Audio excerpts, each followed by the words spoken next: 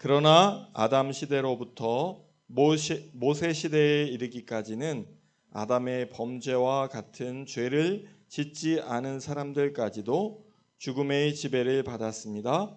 아담은 장차 오실 분의 모형이었습니다. 17절.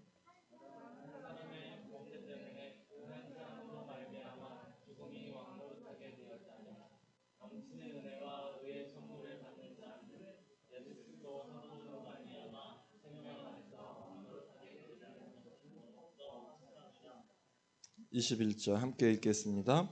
그것은 죄가 죽음으로 사람을 지배한 것과 같이 은혜가 의를 통하여 사람을 지배하여 우리 주 예수 그리스도로 말미암아 얻은 영원한 생명의 것임.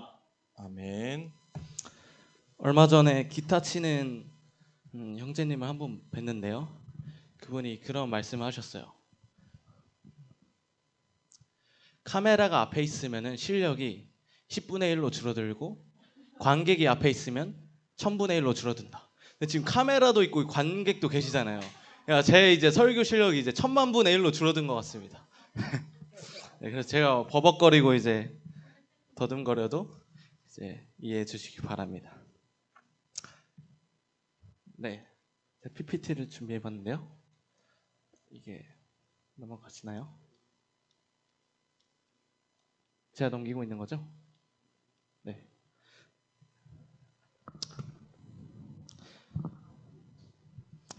네. 저희 교회는 세번역 성경을 쓰는데요. 오늘 본문을 한 번 더 다른 버전으로 우리말 성경으로 읽어보실 텐데 제가 준비를 했습니다. PPT를 보시면서 한 구절씩 다 같이 읽겠습니다. 시작. 그러나 아담 시대부터 모세 시대에 이르기까지 아담의 범죄와 같은 죄를 짓지 않은 사람들에게까지 죽음이 왕노릇했습니다. 아담은 오실 분의 모형입니다. 아담 한 사람의 범죄로 인해 죽음이 바로 그 한 사람을 통해서 왕노릇했다면 은혜와 의의 선물을 넘치도록 받는 사람들은 한 분 예수 그리스도로 인해 생명 안에서 왕노릇할 것입니다. 이것은 죄가 죽음 안에서 왕노릇한 것처럼 은혜도 의로 인해 왕노릇해 예수 그리스도 우리 주로 인해 영생에 이르게 하려는 것입니다. 아멘. 네, 제가 7월 20일 내일 군대 입대하게 되는데요. 군 입대하기 전에 제게 말씀을 전할 수 있는 기회를 주셔서 감사드립니다.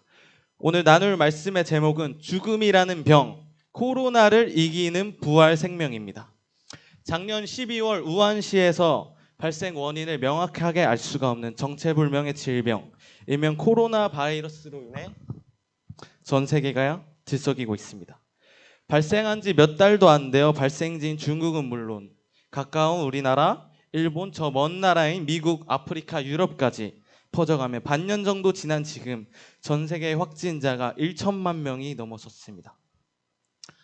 처음에는 통계 수치가 명확하게 나오지 않아 사망률이 0.3%도 안 되니 독감 정도 수준이다 라는 말들도 나왔지만 선진국이라고 불리는 미국, 유럽 여러 국가들에서도 사망률이 10%가 넘어가는 등 우리가 예상한 것보다 심각한 수준으로 우리에게 다가오고 있습니다. 무엇보다도 이 질병이 두려운 것은 치사율이 높을 뿐만 아니라 전염성도 매우 크고 백신도 아직 없다는 것입니다. 국내 확진자 중에 한 사람은 백신이 없어서 에이즈 치료제를 먹었는데 구토와 설사와 부작용이 너무 심했다고 증언하기도 했습니다. 이로 인해 지금 우리는 사회적 거리두기라는 운동으로 대중교통을 탈 때에도 마스크를 쓰고 마트에 갈 때에도 마스크를 쓰고 언제 어딜 가나 손 소독을 하며 사람들 사이에 거리를 두고 전쟁 시에도 다니던 학교조차 마음 놓고 가지를 못하고 있습니다. 심지어 잠복 기간까지 있어서 누가 복균자인지 모르기 때문에 가까운 친구와 지인, 심지어 가족조차도 의심하고 가까이 하기에 어렵게 되어버렸습니다. 특히 수도권 외의 지역이 조용하던 중에 얼마 전 대전이 확진자가 갑작스럽게 늘어나면서 언제 터질지 모르는 시한폭탄을 끌어안은 것처럼, 언제 폭발할지 모르는 활화산 옆을 지나는 것처럼, 언제 깨질지 모르는 빙판 위를 걷는 느낌으로 우리가 지금 살아가고 있습니다. 보이지 않는 적은 종교, 정치, 경제, 문화, 예술, 교육 등 마치 우리의 모든 생활 방식이 바뀌도록 요구하는 것만 같습니다. 이로 인해 선한 일들도 잠시 중단되었고 악한 일들도 중단되어 버렸습니다. 그러나 저는 이번 코로나 바이러스가 여러 위기도 가져다 주지만 다른 한편으로는 우리에게 기회이자 긍정적인 영향도 준다고 생각합니다. 그것은 바로 죽음이 우리 가까이에 있음을 느끼게 해준다는 점입니다. 우리가 참으로 준비해야 할 것은 노후 대책이 아니라 사후 대책이어야만 합니다. 나니아 연대기의 작가인 C.S. 루이스는 우리는 모두 죽음에 대해 세 가지 태도를 가지고 있다고 합니다. 첫째는 죽음을 두려워하기만 하거나, 둘째는 죽기를 바라거나, 셋째는 아예 죽음을 무시해버린다는 것입니다. 근데 지금 현대인들은 대부분이 죽음을 무시한 채 살아간다는 거죠. 근데 사실 30년, 50년 빨리 죽거나 코로나에 걸려 죽거나 죽는 것은 우리 모두에게 정해진 것입니다. 그렇다면 우리에게 중요한 것은 언제 어떻게 죽을지가 아니라 죽음에 대한 우리의 준비와 태도가 되어야만 합니다. 역설스럽게도 죽음을 염두에 두고 살아가는 사람은 삶을 지혜롭고 풍요롭게 살아갈 수 있게 됩니다. 죽음을 앞둔 사람은 누구나 다 인생에서 가장 중요한 가치를 생각하게 됩니다.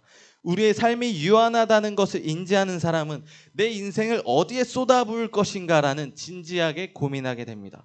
그러므로 죽기 전에 남긴 유언이 가장 진실하고 법적으로도 효력이 있는 것입니다. 누구나 죽기 직전에는 인생에서 가장 중요한 것을 생각하게 되기 때문입니다. 그 누구도 죽기 전에 내가 오늘 왜 게임에서 고급 아이템을 구매하지 않았지? 이런 생각을 하지 않습니다. 죽기 전에 사람들은 대부분 내가 왜 누구를 더 사랑하지 못했지? 내가 누구에게 잘못을 저질렀는데 가서 사과하고 싶다. 평생 죽도록 일만 하다가 어디 한번 놀러 가지 못했네? 이런 생각을 가지게 됩니다. 죽기 전에 사람들이 후회하는 것과 인생에서 가장 행복했던 순간을 조사해 보니 대부분이 사랑하는 사람을 미워했던 것을 후회하고 사랑하는 사람들과 함께 시간을 보내던 것을 가장 행복했다라고 꼽는다고 합니다. 평소에 일상생활, 생존 경쟁에 치여서 생각하지 못한 것들을 죽기 직전에 생각하게 되는 것입니다. 죽음은 인생을 진솔하게 성찰하게 만들어줍니다. 그래서 죽음을 앞둔 사람은 평소에 하지 못했으나 자신이 해야만 했던 일, 하고 싶던 일을 생각나게 합니다. 이것을 소재로 만든 영화 버킷리스트도 우리에게 주는 교훈이 이러합니다.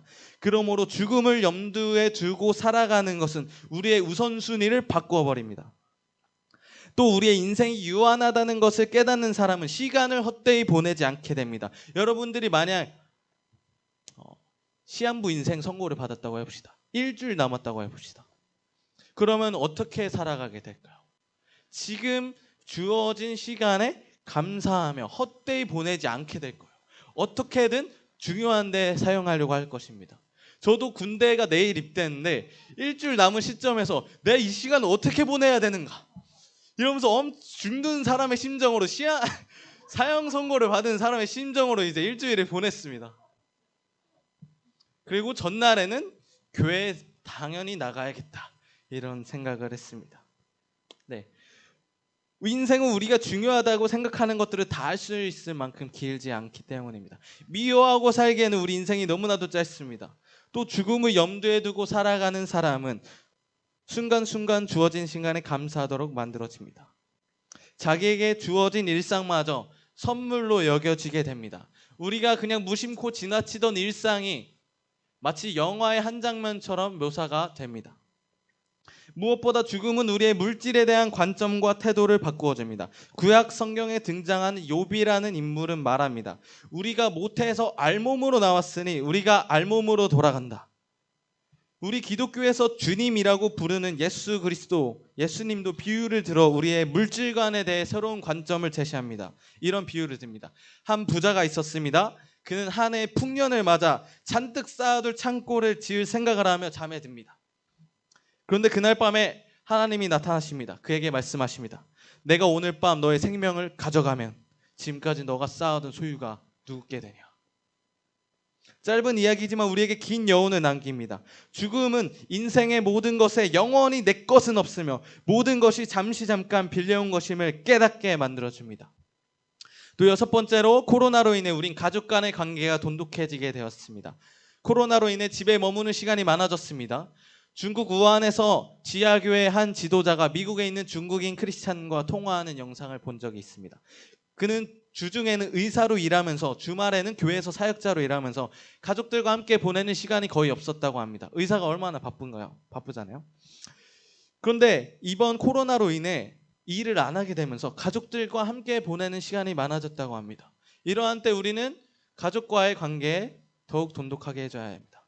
일곱 번째, 악한 일이 중단된다. 코로나로 인하여 우리 종교시설뿐만 아니라 많은 유흥시설들도 이제 규제가 어느 정도 있게 되었습니다. 죽음에 대한 공포가 우리의 악행을 잠시 동안 멈추도록 해주고 있기도 합니다. 여덟 번째, 집에 머무는 시간이 길어지면서 우리는 성경을 읽고 골방에서 기도할 시간이 많아졌습니다.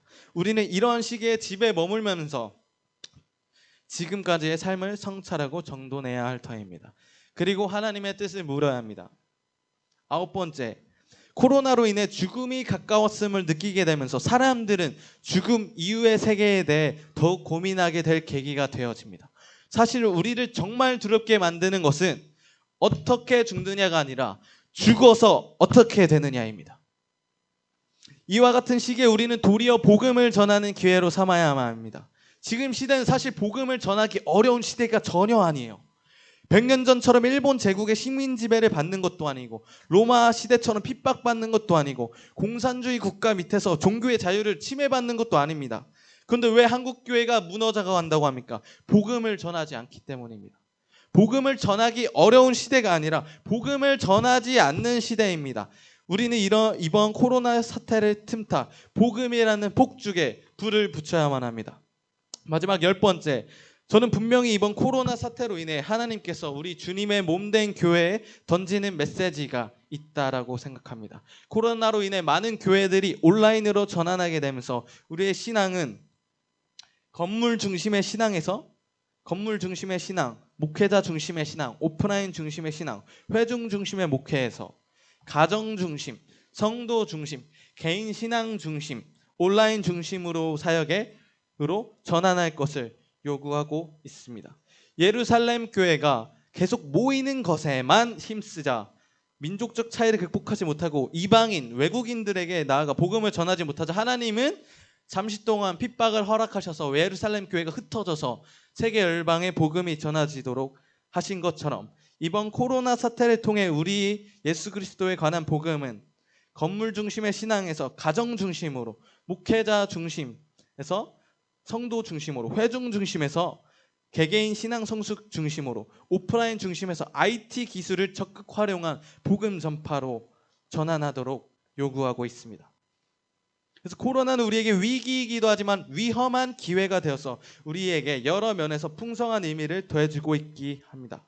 코로나를 두려워할 필요만은 없고 이 모든 것이 역사의 주관자이신 하나님께 달려 있습니다.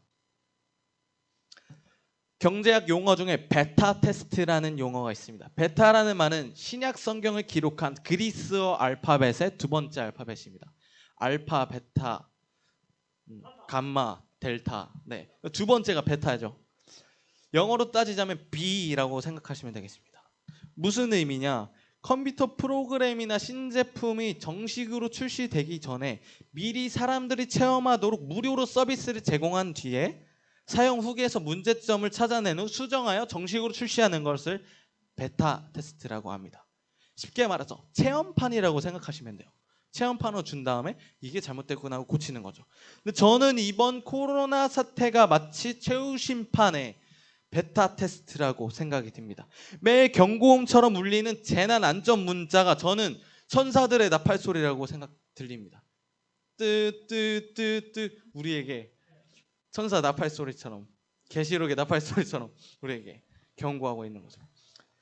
마치 주님께서 우리가 예상하지 못한 때 찾아오셔서 모든 선하고 악한 일들이 중단되고 평가받듯이 말세의 징조 중에 하나라고 분명하게 말씀하신 전염병은 우리에게 심판의 때가 어떠할지 체험적으로 보여주고 우리의 문제점을 고치도록 요구하고 있습니다. 그런데 이번 질병보다도 아주 오랫동안 우리 인류를 괴롭혀온 질병이 있습니다. 이 질병에 걸리면 결국엔 엄청난 고통을 겪게 됩니다. 이 질병이 언제 어디서부터 시작되었는지 명확하게 파악되지 않습니다. 아마 인류가 존재하기 시작해온 때부터 존재한 것으로 보입니다. 이 질병의 치사율은 100%입니다. 이 병에 걸리면 언제가 될지 모르지만 반드시 죽게 됩니다. 이 질병은 백신이 지금까지 발견된 적이 없습니다.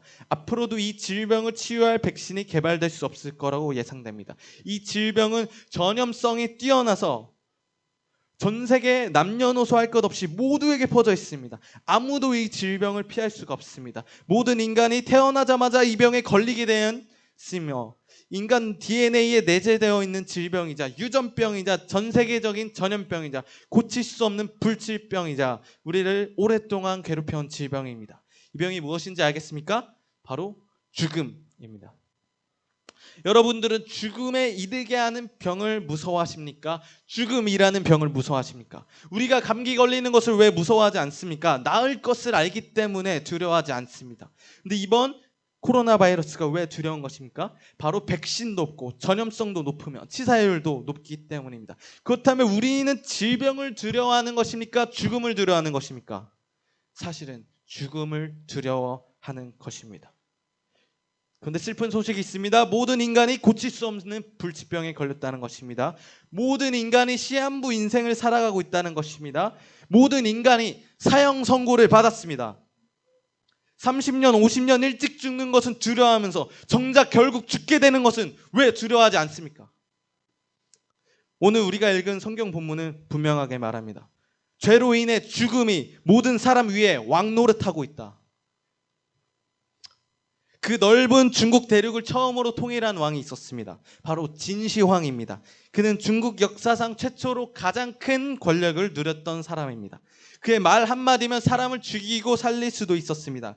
그런데 아무것도 두려울 것이 없었던 진시황을 두렵게 했던 더 큰 권력자가 있었습니다. 바로 만물 위에 군림하고 있는 죽음이라는 왕이었습니다.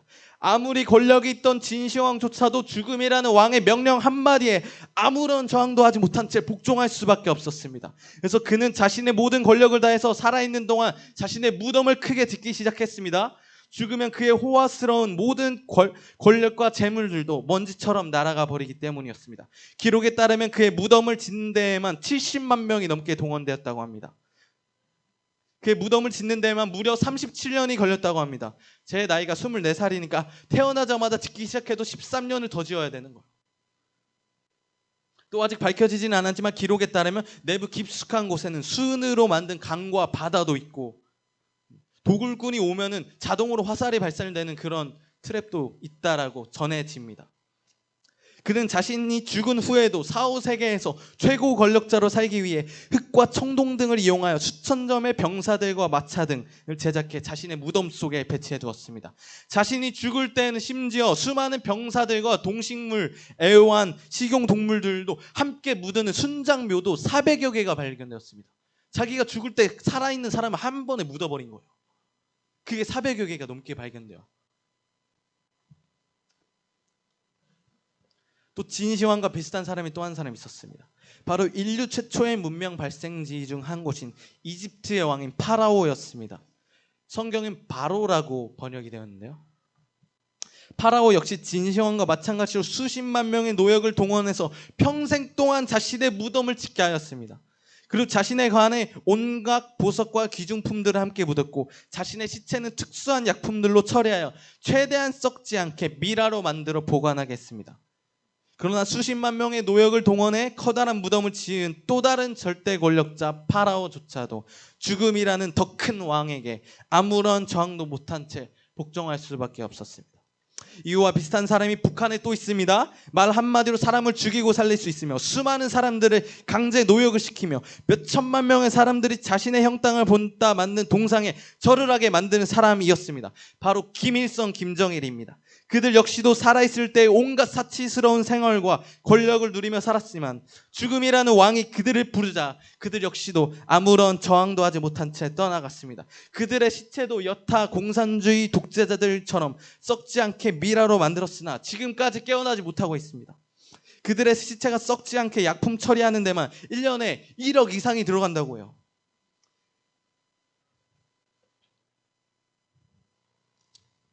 얼마나 심각합니까? 이렇듯 동서고금 남녀노소 빈부격차 신분의 차이를 막론하고 모든 사람이 죽음을 두려워하고 있습니다. 아무리 높은 권력이 있어도 돈이 많아도 죽음을 피할 수가 없습니다. 우리가 운 좋게 이번 코로나 바이러스를 피할 수 있어도 죽음은 피할 수가 없습니다. 죽음은 마치 모든 사람 위에 군림하고 있는 절대 권력자와도 같습니다. 그런데 이 절대 권력자를 이긴 더 큰 왕이 있습니다. 그는 역사를 전과 후로 나눈 분이십니다. 그는 만나는 모든 사람을 변화시키셨습니다. 그를 만나는 모든 사람은 누구든지 변화가 되었습니다.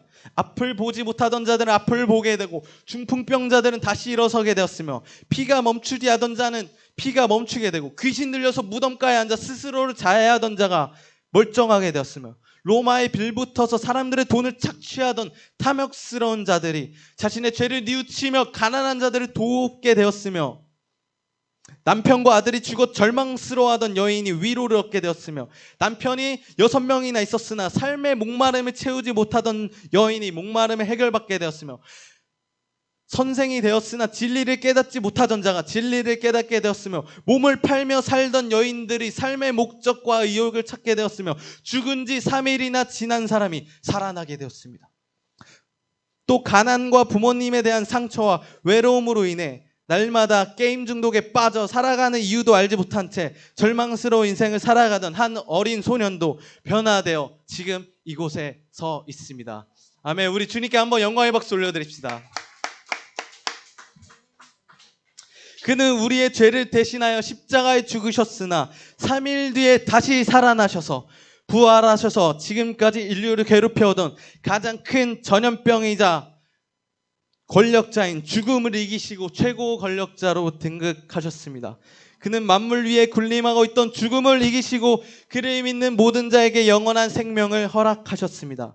그를 믿을 때 우리 내면에 있는 슬픔과 우울함과 공허함과 무의미함과 분노 등과 같이 죽음이라는 질병이 일으키는 병의 증상들이 치유가 되고 결국 죽음이라는 병이 완치가 될 것입니다. 믿는 분은 아멘 합시다.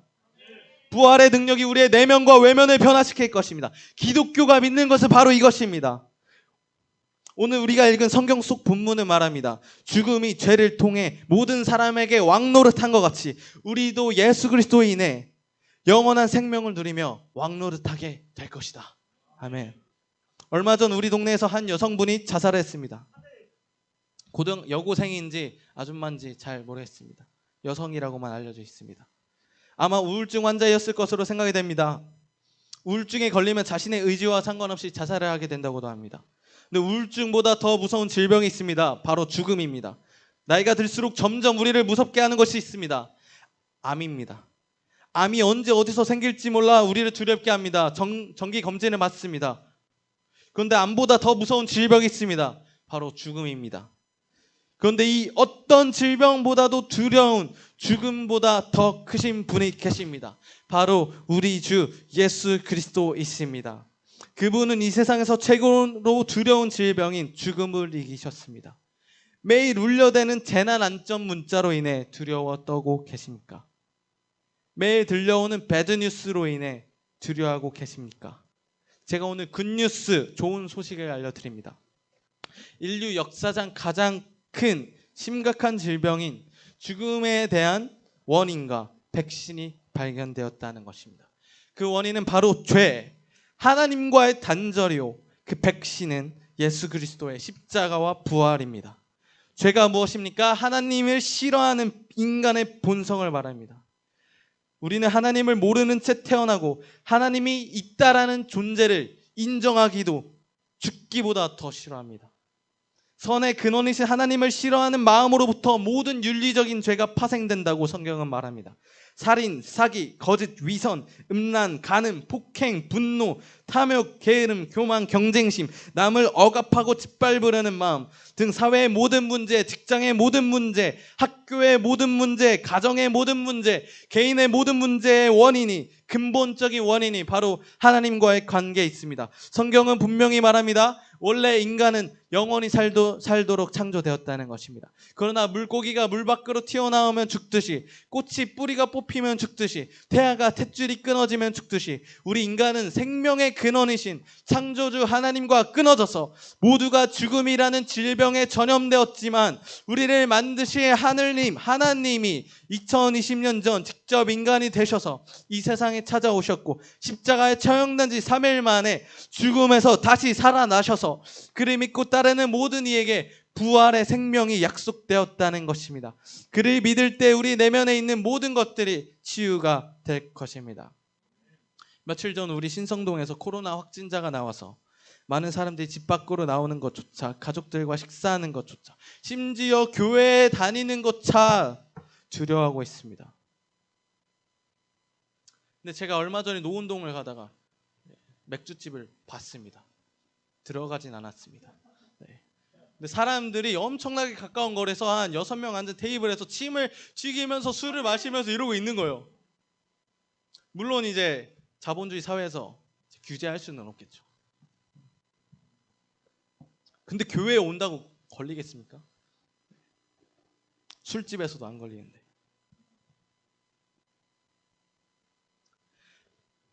두려움이 사회에 미치는 영향이 얼마나 큰지 그날 확진자가 나온 다음 날 오전 내내 동네에 한 사람조차 다니지 않아 소름 돋을 정도였습니다. 그러나 사람들이 모르는 것이 있습니다. 마스크는 우리를 죽음에서 보호하지 못합니다. 오직 예수 그리스도만이 우리를 죽음에서 구하실 수 있습니다. 손소독제는 우리 마음의 죄를 씻기지 못합니다. 코로나는 우리를 한 번 죽일 수 있을지 몰라도 죄는 우리를 2번 죽일 것입니다.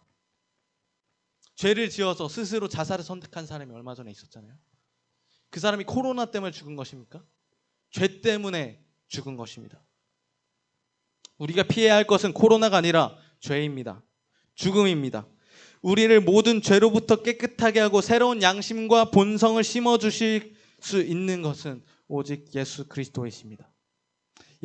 예수 그리스도의 피만이 우리의 죄를 영원히 단번에 씻기실 수 있습니다.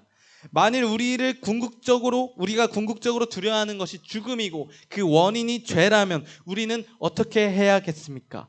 우리는 우리 죄를 코로나 바이러스처럼 대해야 하지 않겠습니까? 만일 우리 죄를 코로나 바이러스처럼 대했다면 지금쯤 어떻게 됐겠습니까? 우리가 치유해야 되는 질병이 죽음이라면 우린 약국이 아니라 교회로 몰려가야 합니다. 이 시대는 마치 질병은 두려워하면서 하나님은 두려워하지 않는 이집트의 파라오와 같습니다. 우리가 진정 두려워해야 될 것은 질병이 아니라 죽음 이후에 있을 하나님의 심판입니다. 거기서 진짜 삶과 죽음이 갈라지는 거예요. 네, 끝으로 저는 3가지 이야기를 들려드리고 마치려고 합니다. 3가지 상징물. 우리가 어릴 적에 즐겨보던 동화 피터팬입니다. 사실 동화 피터팬은 성경의 이야기를 기반으로 만들어진 동화입니다. 동화에 나오는 것들이 무엇을 상징하는지 답이 앞에 다 나와 있는데요. 네. 생각하시면서 들어보시기 바랍니다. 네버랜드에 살던 주인공 피터팬은 자신의 잃어버린 그림자를 찾기 위해 현실 세계에 사는 웬디의 집으로 찾아갑니다. 어제 봤던 영화도 주인공 이름 웬디인데요. 웬디는 동화 속 주인공으로만 알았던 피터팬을 실제로 만나게 되었고 피터팬의 마법을 따라 네버랜드로 가게 됩니다. 네버랜드는 아무도 늙지 않고 모두가 영원히 어린아이로 살고 있는 섬이었습니다. 그곳은 부모를 잃은 고아들이 많았는데 피터팬이 이 고아들을 돌봐주며 살고 있었습니다. 근데 피터팬을 미워하던 한 사람이 있었는데 바로 후크 선장이었어요. 후크 선장은 전에 피터팬과 싸우다가 손목을 잃어버렸고 피터팬은 그 한쪽 손목을 악어에게 던져주는데 그 이후로 악어는 시계 소리 틱톡틱톡틱톡 틱톡을 내면서 후크 선장을 찾아다닙니다. 이것이 무엇을 상징하는지 아시겠습니까? 아무도 늙지 않고 영원히 어린이로 사는 네버랜드는 천국을 상징합니다. 여기서 고아들을 돌보며 살아가는 피터팬은 예수 그리스도를 상징합니다. 현실 세계에 살면 피터팬을 동화 속 주인공으로만 생각하다가 결국 피터팬과 결혼하게 되는 웬디는 예수 그리스도의 신분이 우리 인간을 상징합니다. 그리고 피터팬을 미워하며 죽이려는 수염이 길게 난 후크 선장은 어른이죠. 적그리스도를 상징합니다. 그리고 시계 소리를 내며 적그리스도를 따라다니는 악어는 시간 곧 죽음을 상징합니다. 그러니까 후크 선장이 악어를 무서워하는 거예요. 시계 소리를 내면서 자기가 계속 점점 따라오니까. 결국 시간이 지날수록 후크 선장은 늙어서 죽게 되는 것을 상징적으로 표현한 것입니다. 여러분도 시간이라는 악어를 두려워하지 마시고 우리를 살리실 피터팬과 같은 예수 그리스도를 믿으시기 바랍니다. 구약 성경에 보면 모세가 인도하던 이스라엘 백성들이 광야에서 독사, 불뱀을 만나게 되어 물려 죽게 됩니다. 이때 모세가 장대에 청동뱀, 녹뱀을 만들어 높이 답니다. 그러고는 이 장대를 보는 자마다 살 것이다 라고 외칩니다. 장대를 쳐다만 보아도 독이 해독되었으나 쳐다보지도 않고 저런 거 봐봤자지. 이렇게 한 사람은 그대로 죽었습니다. 이 놀라운 사건은 몇천 년 뒤에 나사렛 예수 그리스도가 장대에 매달려 죽을 십자가 사건을 그림자처럼 보여주던 사건이었습니다. 장대에 달린 뱀을 쳐다보았을 때 뱀의 독이 해독된 것처럼 우리도 십자가에 죽으시고 다시 살아나신 예수 그리스도를 바라볼 때 죽음이라는 병에 걸려 죽어가는 우리도 다시 살아나게 될 것입니다. 그래서 구급차에 장대에 달린 뱀을 그려놓은 차들도 그렇습니다. 충대 수의대에도 오시다 보면 장대에 뱀을 달려놓은 그림이 걸려 있습니다. 그리고 WHO 월드 헬스 오르가니제이션에도 장대를 매달아 놓은 뱀을 그려놨습니다. 왜 그렇습니까? 기독교의 상징물이죠. 예수 그리스도의 상징. 이걸 보면 쳐다보면 나을 것이다. 그래서 병원의 상징물이 왜 십자가입니까? 병원이 기독교에서 시작됐기 때문이죠. 구약 성경에 전염병과 관련된 주목할 이야기가 나옵니다. 이스라엘 백성들이 이집트, 애굽을 탈출할 때의 이야기입니다. 이스라엘 신 여호와 야훼가 이집트에 10가지의 재앙을 내립니다. 그중 마지막 재앙은 모든 사람의 첫째 아들이 죽는 재앙이었습니다. 그런데 이 재앙을 피할 수 있는 방법이 있었습니다. 바로 흠없는 수컷 어린 양을 잡아 그 피를 문 입구에 바르는 것이었습니다. 그걸로 이제 렘브란트라는 유명한 화가가 이런 그림을 그렸죠. 아뉴스 데이, 하나님의 어린 양. 네. 우리나라에도 비슷한 관습이 있습니다. 우리나라에서 가장 밤이 긴 날, 동짓날, 12월 22일. 네. 그날에 어떻게 합니까? 붉은 팥죽, 그냥 팥죽이 안 돼요. 붉은 팥죽을 씌워서 악귀를 내쫓는다고 문에다 뿌리죠. 액땜한다고 하잖아요. 이 말을 듣고 믿는 사람들은 그날 당장 어린 양을 잡아 그 피를 문 입구에 발랐으나 믿지 않는 자들은 듣고도 아무런 행동을 하지 않았습니다. 이날 밤 죽음이 전염병과 같이 온 이집트를 돌아다녔고 첫째 아들이 모두 죽었습니다. 그러나 문 입구에 어린 양의 피를 바른 집들은 모두 죽지 않고 살았습니다. 이날 자신의 첫째 아들의 이름 파라오도 이스라엘 백성들을 이집트에서 내보내기로 그제야 결심합니다. 이 10번째 재앙 이후 이집트를 탈출하게 된 이스라엘 백성들은 이날을 자신들의 명절로 정하게 되고 이 명절을 유월절, 패스오버, 지나가다 패스오버라고 명명합니다. 이 유월절 어린 양은 약 1500년 뒤에 십자가에 처형될 예수를 상징합니다. 그리고 이집트를 탈출한 이스라엘 백성이 통과한 홍해, 레드시, 빨간 바다, 불구롱 바다해는 예수의 피를 상징합니다.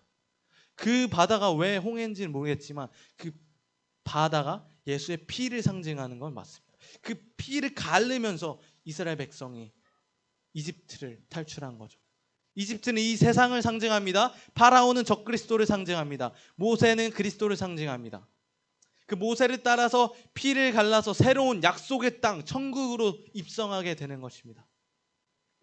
예수는 6월절 전에 처형당했습니다. 기독교 문명권에서 13일의 금요일을 기피하는 이유도 그러합니다.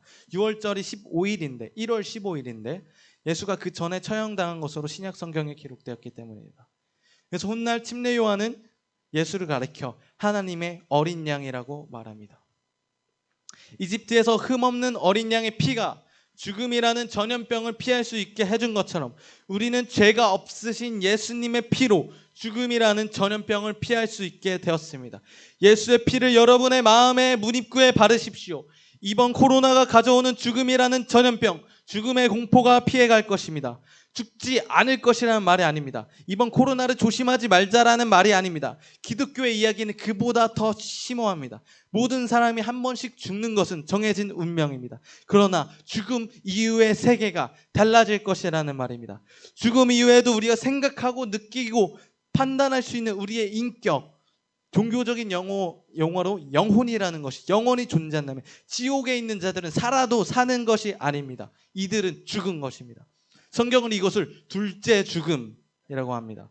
성경은 분명히 말합니다. 죽음 이후에는 반드시 심판이 있다는 것입니다. 우리의 모든 선과 악에 대한 행위가 심판받을 것입니다. 우리는 예수의 피로 이 두 번째 죽음에서 건짐받은 것입니다. 우리는 하나님에게서 하나님에 의해 하나님을 위해 건짐받은 것입니다. 그래서 예수의 부활을 믿는 사람은 죽음을 두려워하지 않습니다. 예수의 부활이 사실인지 어떻게 할 수 있습니까? 우리 지금 이 자리에서 1분만 생각해봐도 예수의 부활이 사실이라는 걸 알 수 있습니다.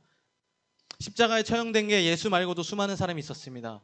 예수가 죽을 때에도 옆에 강도 2명이 같이 죽었습니다. 근데 이상하게도 예수를 믿는 종교만 2000년 넘게 전 세계에 가장 널리 퍼져 있습니다.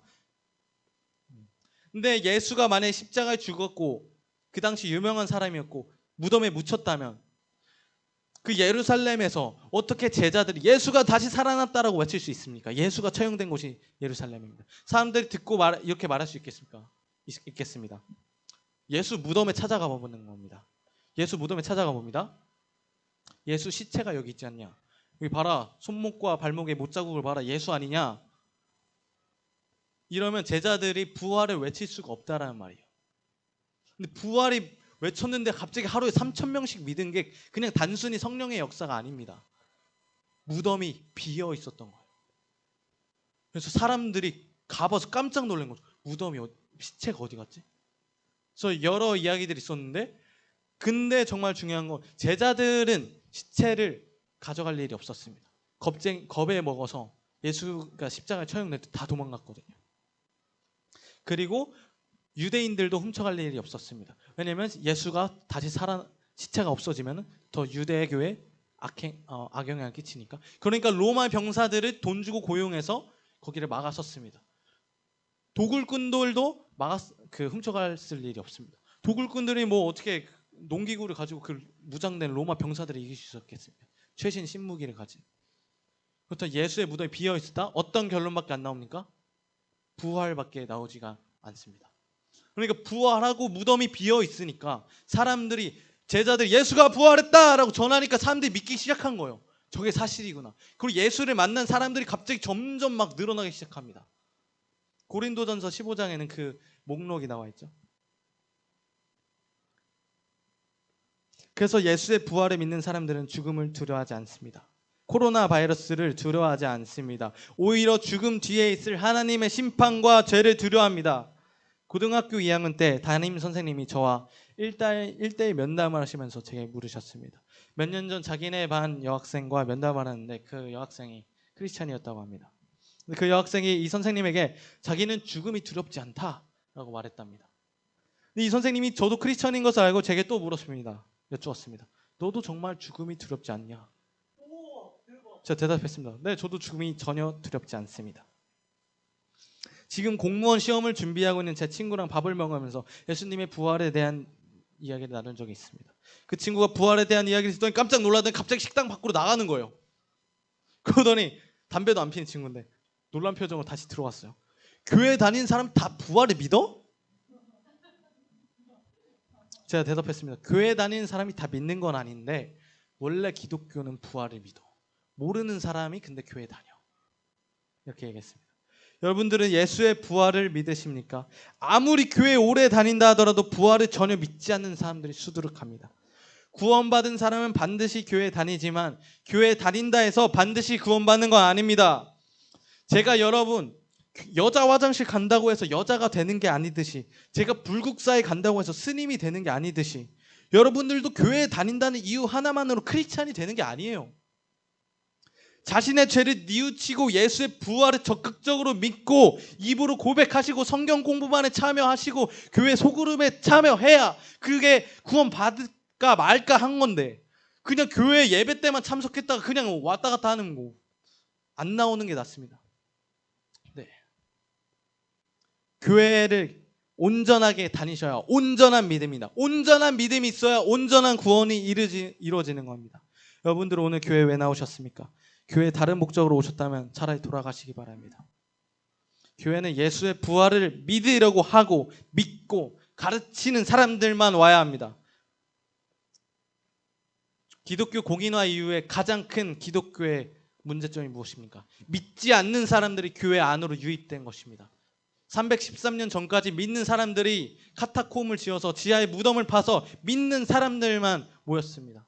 근데 기독교 공인화 이후에 믿지 않는 사람들이 다 모이게 된 거예요. 그러니까 기독교가 영향력이 없어지고 구원받지 못한 사람이 교회 안에 있고 가늠한 사람이 교회 안에 있고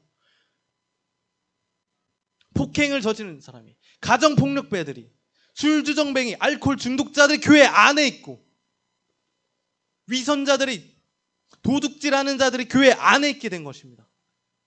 그런 사람들을 불러와야죠. 근데 자신의 죄를 회개했냐는 거예요. 그러나 여러분들이 오늘 예수의 부활을 믿고 계신다면, 또 믿기를 원하신다면 오늘 이 시간 저와 함께 잠시 기도하기 바랍니다. 반주를 열어주세요. 교회에 원래 다니시던 분들이 이 코로나 위기에 담대히 예수의 그리스도의 십자가와 부활을 전하는 증인이 되기를, 오늘 교회에 처음 오신 분들은 십자가에 죽으시고 3일 만에 다시 살아나신 예수를, 우주와 인간을 창조한 하나님이자 사후세계를 관장하시는 분이자 내 인생의 주인이라고 믿으시기를 기도하시면 됩니다. 소리내서 기도하지 않으시더라도 됩니다. 우리 잠시 기도하실 때는 주님, 이번 코로나가 인류 역사에 가져오는 두려움이 너무나도 많습니다. 코로나 이전과 이후 시대로 갈릴 것이라고 합니다. 저희 직장 생활, 학교 생활, 교회 생활이 너무나도 위축되고 언제 터질지 모르는 우리 자녀들, 나이 드신 부모님이 언제 이런 질병이 걸릴지 모르고 두려움에 떨고 있습니다. 주님, 정말 2000년 전에 죽음에서 다시 살아나셨습니까? 당신이 살아계시다면 오늘 이 시간 제가 하나님 없이 살고자 했던 모든 죄를 뉘우칩니다. 제가 예수님을 믿는다고 하나, 베드로처럼 예수님을 가장 사랑한다고 하나 교회 안에서는 하나님을 사랑하는데 세상으로 나아가서는 예수님을 모르는 채하고 예수 그리스도의 담대한 부활의 증인이 되지 못했던 것을 오늘 고백합니다. 주님이 부끄러웠습니다. 주님이 싫었습니다. 크리스찬이라고 밝히는 것이 두려웠습니다. 주님, 내가 예수님을 안다고 하는데 정작 내 삶의 열매가 드러나지 않습니다. 내 믿음이 너무나도 연약합니다. 내 믿음을 붙들어 주시옵소서. 주님, 그 부활의 생명이 내 것이 되게 하여 주시옵소서. 성령 하나님, 오늘 내 마음에 찾아오시옵소서. 내 인격이 변화되고 내 삶이 변화되게, 우리 가정이 변화되게, 직장이 변화되게, 학교가 변화되게, 우리 그렇게 기도하며 나아갑시다.